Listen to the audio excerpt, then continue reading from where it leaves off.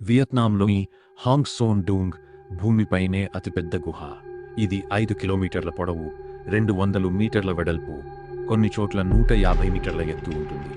ఇందులో 40 అంతస్తుల భవనాన్ని ఇముడ్చుకోగలంత పెద్దది. దీనికి సొంత వాతావరణ వ్యవస్థ ఉంది. దీని లోపల మేఘాలు ఏర్పడతాయి. దీనికి సొంత అడవి ఉంది. గుహలోని ఒక భాగంలో పైకప్పు కూలిపోవడంతో వెలుతురు లోపలికి వచ్చి భూగర్భంలో అడవి పెరిగింది. ఇది పూర్తిగా తనదైన జీవావరణ వ్యవస్థతో ఆవరించబడి ఉంది. దీనిని 1991లో కనుగొన్నారు. 2009 వరకు దీనిని పూర్తిగా అన్వేషించలేదు. 2019లో డాన్ హెన్రిక్స్ అనే ఒంటరి గుహ అన్వేషకుడు బృందంతో కాకుండా ఒంటరిగా అనుమతి లేని యాత్రలో హాంగ్ సోన్ డూంగ్లోకి ప్రవేశించాడు.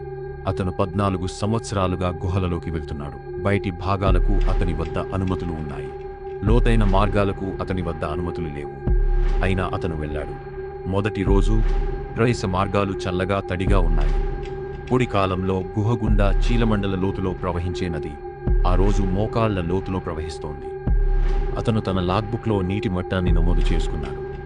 రెండవ రోజు మొదటి డోలైన్ అడవి పెరిగే చోట పైకప్పు కూలిపోవడం, 80 మీటర్ల ఎత్తు నుండి సూర్యకాంతి, భూగర్భ అడవి నిజమైనది, పచ్చగా ఉంది మరియు భూమిపై ఉన్న అడవులు ఎన్నడూ లేని విధంగా పూర్తిగా నిశ్శబ్దంగా ఉంది. మూడవ రోజు అతని ప్రాథమిక హెడ్ ల్యాంప్ పనిచేయడం ఆగిపోయింది. బ్యాకప్ కాదు, ప్రాథమికమైనది.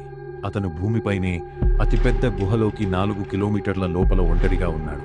పనిచేస్తున్నది ఒకే ఒక్క కాంతి వనరు మరియు అతను గుర్తించగలిగే దేనికైనా మధ్య 2 కిలోమీటర్ల మ్యాప్ లేని మార్గం ఉంది.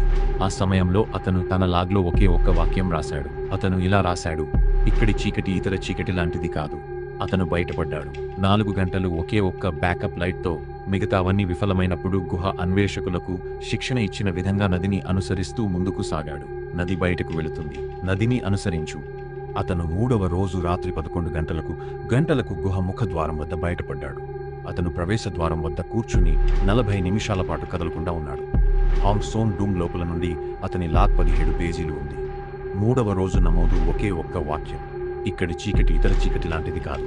అతను తిరిగి రాలేదు.